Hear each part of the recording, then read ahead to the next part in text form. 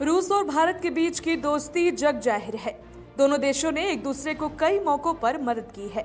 Ukraine के साथ युद्ध छेड़ने की वजह से रूस अभी दुनिया के अधिकतर देशों की आलोचना का सामना कर रहा है। अंतर्राष्ट्रीय स्तर पर भारी दबाव के बावजूद भी भारत ने हमले के लिए खुलकर रूस की आलोचना नहीं की। यहाँ तक कि संयुक्त राष्ट्र में रूस के खिलाफ लाए गए कई प्रस्तावों पर वोटिंग के दौरान अनुपस्थित भी रहा। तो रूस भी इस दोस्ती को लगातार बढ़ा रहा है। एक बार फिर रूस ने इस रिश्ते को आगे बढ़ाया है। रूस ने भारत के साथ दोस्ती पीओके को भारत का अंग बताकर निभाई है।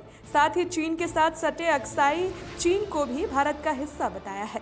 रूसी सरकार की ओर से शंघाई सहयोग संगठन एससीओ के सदस्य देशों के जारी नक्शे में जम्मू कश्मीर, लद्दाख, अरुणाचल प्रदेश को भारत का हिस्सा बताया गया है और इसे भारतीय क्षेत्र में शामिल रखा है।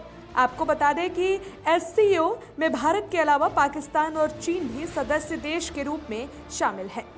पीओके को माना भारत का हिस्सा। जी हाँ, इस मैप ने अंतर्राष्ट्रीय स्तर पर और एससीओ के अंदर जम्मू कश्मीर के मुद्दे पर भारत की स्थिति को मजबूत किया है। ये सब तब हुआ है जब कुछ दिन पहले अमेरिकी राजदूत ने पीओके का दौरा किया।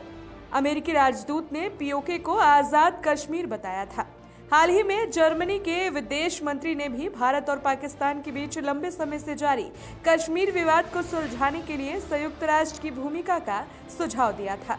कुछ समय पहले चीन ने एससीओ के लिए जारी किए गए अपने मैप में भारत के कुछ हिस्सों को अपने इलाके के हिस्से के तौर पर दिखाते हुए एक तरह से कब्जा जमाने की कोशिश की थी। तब माना जा रहा है कि एससीओ के संस्थापक सदस्यों में से एक रूस की ओर से भारत के नक्शे का सही चित्रण दोनों की दोस्ती को और मजबूत करता है।